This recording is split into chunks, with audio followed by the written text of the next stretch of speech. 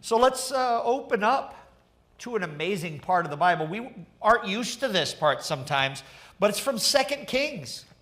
2 Kings, something amazing happened. And I don't know if you remember, about 2 weeks ago we ended Jaws 2. Do you remember? It was about this Assyrian nation. Remember Assyria? And we talked, especially in Jaws part 1, we talked about the Assyrian nation and how they were intense. Talked about how Assyria was an ancient nemesis of Israel. And God had used Assyria actually to try to fix the problems in Israel. But at a certain point it didn't work anymore. So Assyria is one of those places that always was like the nemesis until another nation arose, and that was Babylon. When Nebuchadnezzar II came to Babylon, that was when Assyria was finally destroyed in Nineveh, and then Babylon became the central. But you find these two places right along that Tigris River. You find the ancient city of Nineveh, of the Assyrians, and that's in the present country of Iraq. Sometimes it messes up if we know our maps from the ancient world. There's some weird lines you have as you move through the present countries that are there. But just to the north of Israel, and by the way, this was in the time when Israel was actually two nations, because after Solomon, it split into two. There was the northern kingdom of Israel, 10 tribes, and the southern kingdom of Jerusalem. And so that was Judah and Benjamin. They were there in Jerusalem. At the time of Shalmaneser III, same time as the king, actually I think it was Ahab's son, Ahariza, see if I say it right, he was the king of the northern kingdom of Israel. Let's read here. Now, this is chapter 5 of 2 Kings. Are you with me? I'm sorry, I didn't give you the chapter yet. You all are looking at me. Sorry. We're going to start with verse 1. So, now, you notice the AA. And the reason why, in Hebrew, it's a letter that actually is it's a guttural. It looks like it's an ayin, Naaman. So I'm going to be saying Naaman, but Naaman actually is how you say it. It's almost like Filipino where you have the o, e, like with Hawaiian where you have those vowels that kind of take up. But Naaman is how you would say his name. And so now Naaman was commander of the army of the kings of Aram. Now, this is the country of Assyria. It says here Aram, but the writer here is writing based on the language. So you find this in the Bible all the time. Like in Pennsylvania, Dutchland. Okay, I don't know if you've ever been around there over in Pennsylvania. You be careful among them English. Have you ever heard that before? You be careful around them. It's based on the language, or sometimes with German it works, right? Or you say Thai and it's a Thai language. But United States, about those Americans in English, different words. Same thing with Assyria. The Assyrians, their language was Aramaic, Aram. So basically, he said, Naaman was the captain of the kings, basically the general in charge of the defense, or I would say, I guess today we would call it the office of war or defense, right? He's in charge of the armies of Assyria, and they spoke Aramaic, and therefore the Aramaean, the king of Aram. He was a great man in the sight of his master, Shalmaneser III, not the fifth. He's the one that tried to destroy Jerusalem. I don't know if you remember that. That was years later. But the third. He was a great man in the sight of his master, highly regarded, because through him the Lord, how do you like that? This pagan king, the Lord gave victory to Assyria. Wow. He was a valiant soldier, but he had what? Leprosy. Leprosy in the ancient world could be classed as many different things. In India, we see leprosy. When we were in Thailand, we saw some people with leprosy where the missing fingers, you know, that where literally you're missing body parts. But also there, it crosses over, you know, the skin conditions that many, what is it? Psoriasis, yes, that's right, psoriasis. I remember when I was in high school, I had a teacher that had very bad psoriasis. And as kids, you know, as a high schooler, you know, man, from middle school to high school, sometimes that age, we can get really mean with people, right? Right? You know how it is. And it's like, I don't want to touch that guy, right? That's how, even though it's just psoriasis. But, and in fact, we can find today many medications that help someone with psoriasis. But in the ancient world, leprosy, they didn't know if it was catching or not. And so some is catching, some is not. But it was all lumped into one big thing. So imagine you are in charge of the military and your king likes you, but no one really wants to catch what you got. Whatever it is. Well, Assyria, as we know, wasn't the best of nations, but yet at the same time, it seems that God really loves the Assyrian people. We get all political. We love to define ourselves by the colors. We love to define ourselves by our countries and things like that. But God is very different than that. He sees people. You know, if you remember Jaws 1 and 2 that I just finished, Jonah, he did not want to go to Assyria at all. And these people, this is why. In fact, if you remember, this was why I said in the beginning, I don't want to go there. Because I know you're long-suffering, and you deal with these brats, and you know, and that's what I was worried about. Because I went and preached, they all put on sackcloth and ashes, and you didn't destroy them. Remember that in the story? Well, this was earlier. And the Assyrians weren't the greatest of nations. After all, they were busy pillaging the northern camps of Israel. There would be people at night that would go out, and one day they're missing, gone. This little girl went missing, and she was a servant of the family of Naaman. So slavery, been taken out. Now bandits, verse 2. I know that was a long verse, right? Number 1. 2, now bands of raiders from Assyria had gone out and had captured a young girl from Israel. She served Naaman's wife. She said to her mistress, now here, this is how many people who have been captured would be like this. She had an interesting character, a much better character than mine. She cares about people, just like God cares about people, even if those people are wrong. Let's read here. If only my master would see the prophet who is in Samaria. This was the capital of the northern kingdom of Israel, the 10 tribes. He would cure him of his leprosy. She doesn't mention the prophet's name because she might not even know his name, but she knows that there is a God in Israel.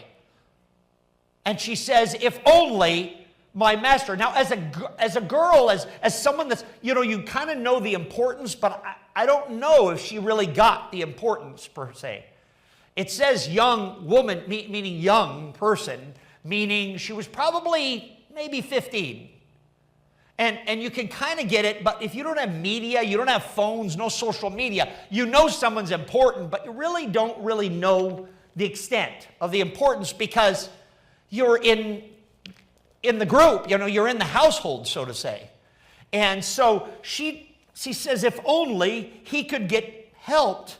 Now in chapter 5, verse 4, now Naaman went to his master, meaning Shalmaneser III, most likely, and told him what the girl from Israel had said. And in verse 5, by all means, the king said, I will send a letter to the king of Israel. Now, here we go. We're in an ancient world where sometimes people who are not Assyrian are impaled publicly so that everyone can know that the king of Assyria is in charge. Sending a letter to the king of Israel saying, there's a prophet in Israel that can help heal my head commander. Now, what would you think that is? Just thinking practically. I know in the modern world, we have different ways of doing things. But in the ancient world, literally, if I was King Ahaziah, what I would think is someone's trying to pick a fight. Because, that's the way you do it. You create an issue and say, one of your people can heal my people. And then when you go there and one of your people don't heal my people,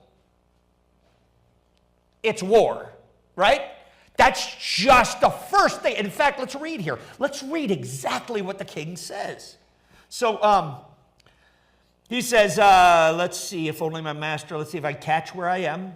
He went, by all means, I'll send a letter. So Naaman left, taking with him 10 talents of silver and 6,000 shekels of gold. Man, we're talking literally in today's dollars. We're talking about $650,000 worth of stuff taken with him. And 10 sets of clothing.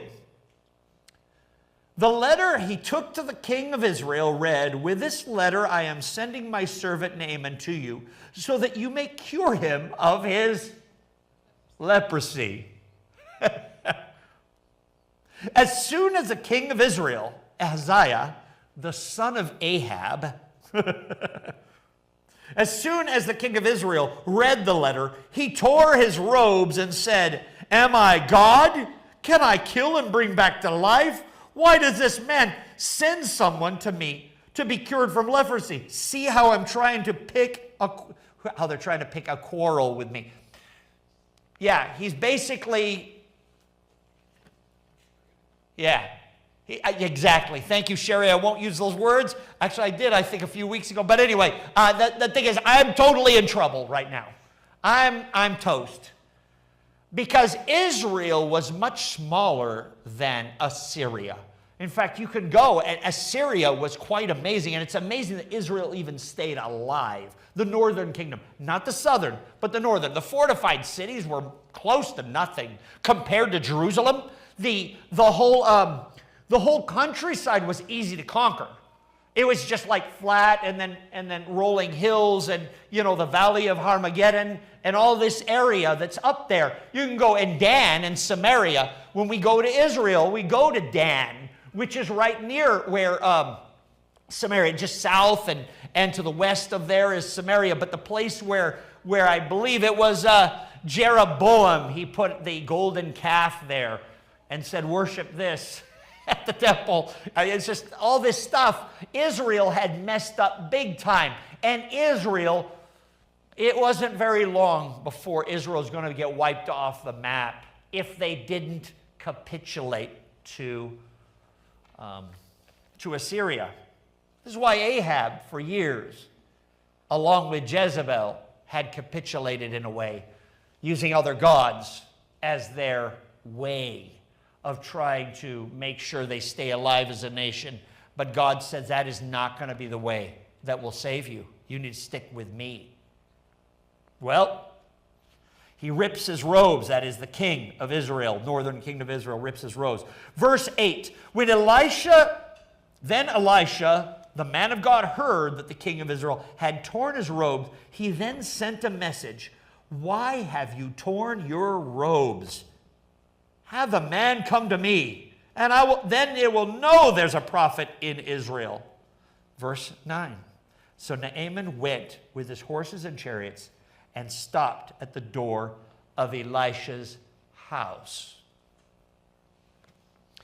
Now, if you've ever read any of the stories of Elisha, he was there at the school of the prophets. My dad used to refer to Elisha as Yoda. Elisha was a powerful prophet. We oftentimes think of Elijah because we think of the fire coming down from heaven. And that's good. Elijah was good and he had power, but he had some emotions that he had to deal with, and we know that in the story. Elisha was stable. He actually is the one that built the school of the prophets. Kind of like, today we have Adventist education. It's not easy, okay? It's just plain not easy. And we can see that in the Bible. You read how they didn't even have money for axes. If you remember, they were swinging their axes to create, the wooden, not walls, but the top for the school of the prophets. Because over there is always walls are stone, and the top is wood, and then you thatch the top, right? Especially if you have low income, which the school of the prophets was low income. It's there in Jericho, that area, what we call Jericho today, but the ancient city of Jericho. And right near the crossing is where Jesus was baptized and Elisha crossed over. Remember when God split the water of him coming across? Same place where John the Baptist baptized. And so you see all of this, and you see that the school of the prophets didn't even have money for an axe. So God had to make a miracle to save that axe head so it floated, so the guy could give it back afterwards because they didn't have the money. In comes Naaman with all this cash and says, I have leprosy. He comes to the place where the school of the prophets headmaster is, the lead prophet. And Elisha does not even meet him at the door. He sends out a servant, Gehazi. Let's read here. When Elisha, the man of God, heard that the king of Israel... Oh, wait, let me move on down. He came to his house. So Naaman went to the house. Verse 9. Naaman went to the house with his horses, chariots, and stopped at the door of Elisha's house. Elisha sent a messenger to say to him, go wash yourself 7 times in the Jordan, and your flesh will be restored, and you will be cleansed. Okay. If you are important, if you have a couple medals on your jacket, if you are someone who speaks and the nation moves, do you really think you would like to have a servant, a kid, or someone else, maybe Gehazi, whoever it is, come out and just say, go wash in the Jordan. It's just over there. In fact, I don't have any pictures for you, but when we go to that baptismal site, that water is brown. In fact, we usually, when we go to Israel, don't baptize in that water. We baptize more toward the mouth of the Jordan River near the Sea of Galilee, right at the south part. Clean, crystal clean water. And I always thought, what is wrong with Naaman? It's so clean and nice. And then I went to Bethsaida, and I saw that water. And it is straight up brown. I see there the place where pilgrims get baptized on the Jewish side.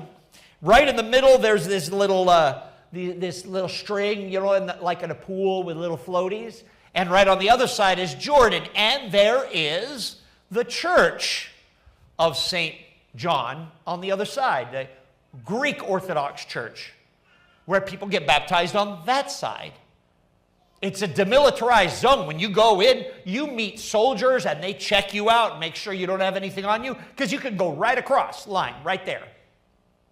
This is a small part of the river. Actually, the river is only from, you see this right here, the white, the column, from there to right about where the camera is here. Only at that one point, it's only like maybe 25 to 30 feet across. Very small. Now, I'm sure it goes up with water, goes a little further out, and it comes in. But it's not much different, you can tell, because the borders of the river are there. And Naaman, this big dude, man, this guy, the Secretary of War, right? He comes and he says, let's take a look here. I want to be healed. And some servant comes out and tells him, my master said go wash in the water. Oh. Go wash yourself 7 times in Jordan, and your flesh will be restored, and you will be cleansed. But Naaman went away angry, and he thought he would, I thought, by the way, here's a quote. Let's listen to what this ancient man says. Sounds a lot like us today. I thought he would at least come out to me and stand and call on the name of his Lord and wave, I love this, wave his hand around. How do you like that? Abracadabra, right? It's like what, expecto patronum or something like that. Wave the hand around. Do this kind of, be ye healed. You know how it is. We have it in Christianity the same as all the other natural religions. Wave the hand around and be important. I thought you were going to make a deal out of me. Yeah, he came for healing, but healing is not just on the outside.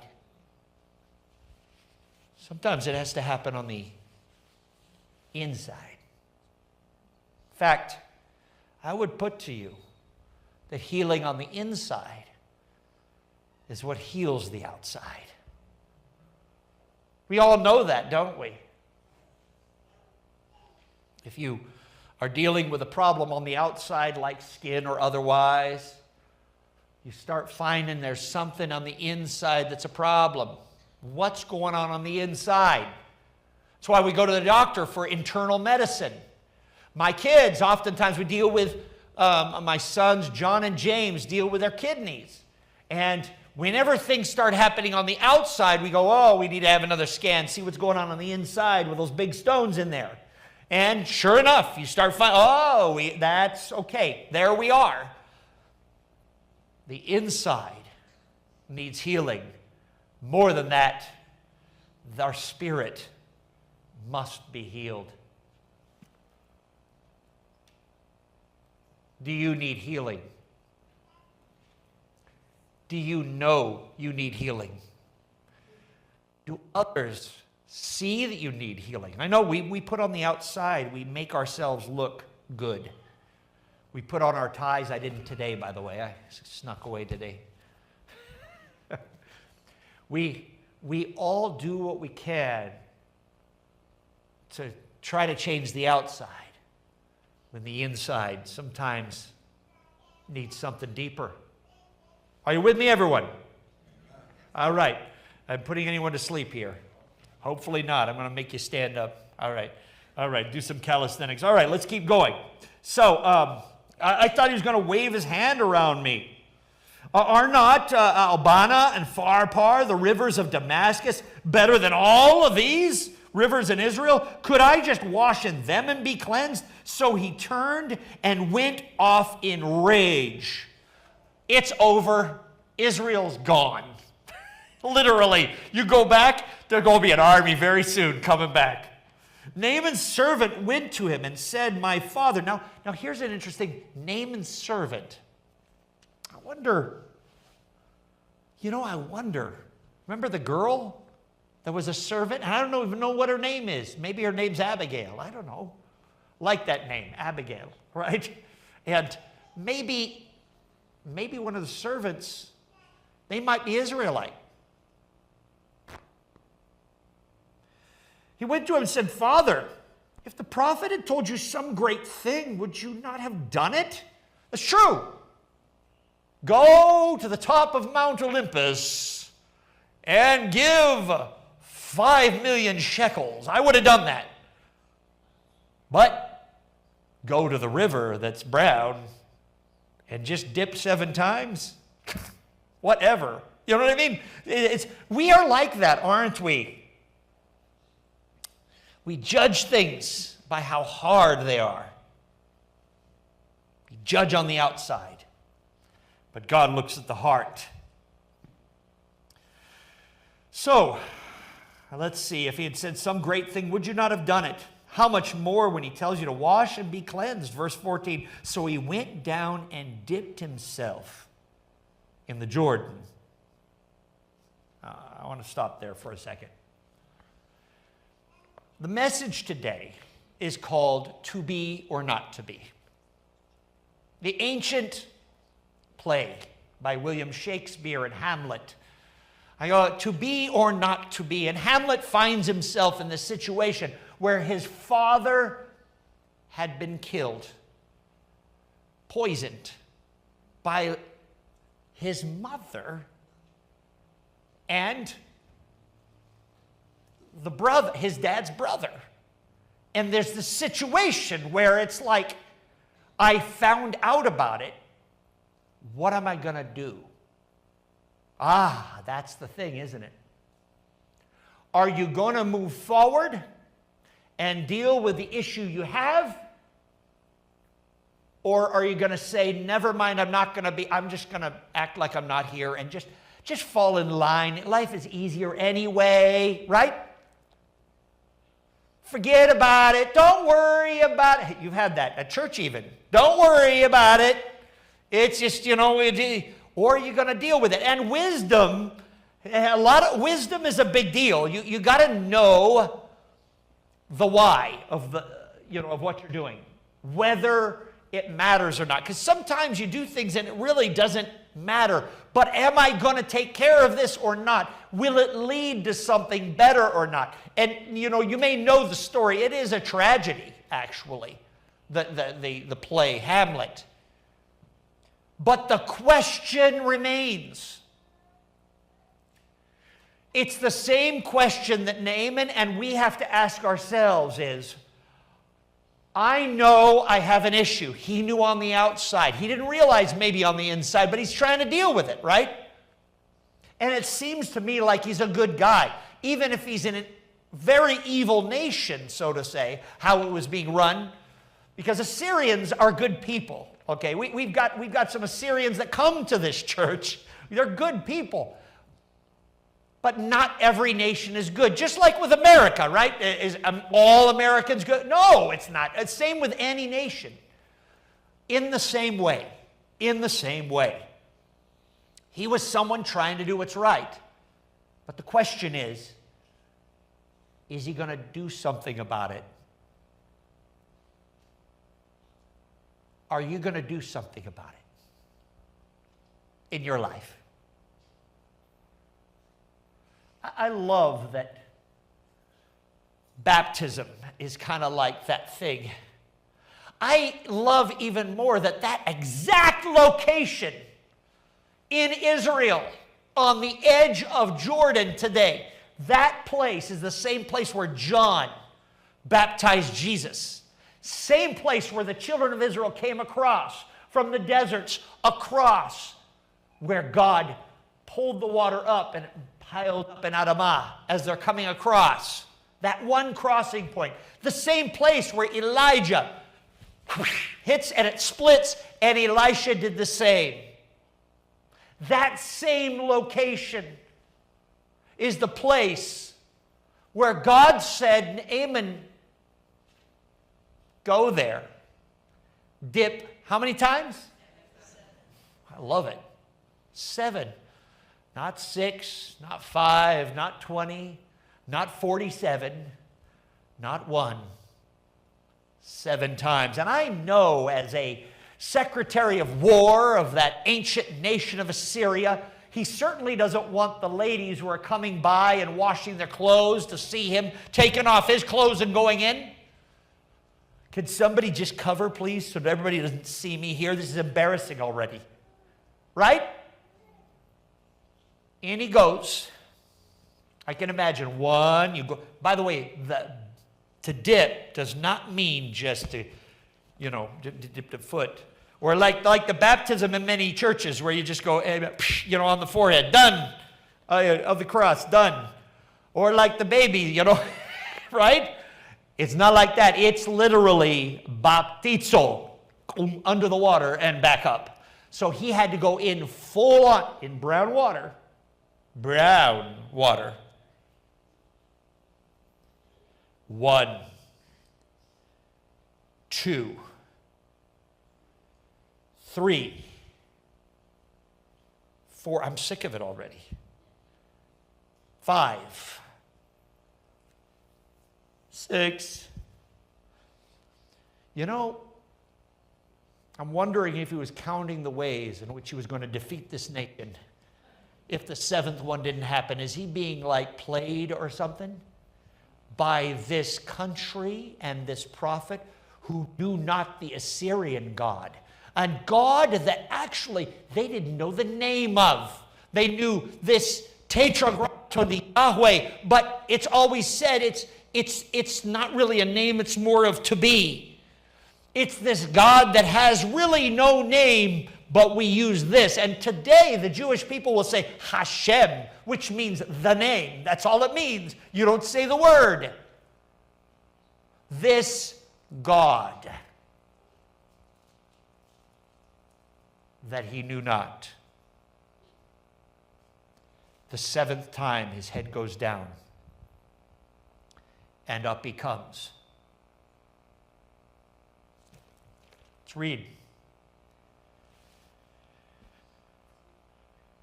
He did it, and his flesh was restored. He became clean like that of a young child. I know it says perhaps young boy, but child. The skin. Naaman and all his attendants went back to the man of God, and he stood before him, and he says, now I know there is what? No God in all the world except in... Oh my goodness. Please accept my gifts for your servant. And guess what the prophet says? Remember that about the school of the prophets? Remember that? As surely as the Lord lives, whom I serve, I will not accept one thing. Even though Naaman urged, he refused. Now, I'm not going to get into it, and those of you who know the story, it can go along, right? I'm not going to get into that. Gehazi and his issues that he's dealing with, I'm going to touch that. You know what the message was to Naaman? The healing of God is free. It's not cheap. If you give me $1 million, you put a price tag on it. It's free. When we give because we're happy. That's called gift. But I will not accept payment and anything you give me. How about this? From now on, your nation, lead them in the ways of the Lord, not in the ways of the ancient gods of your nation. In fact, he says, can I just take some dirt from your place here? And I'm sure Elisha says, yeah, we got a lot of dirt here.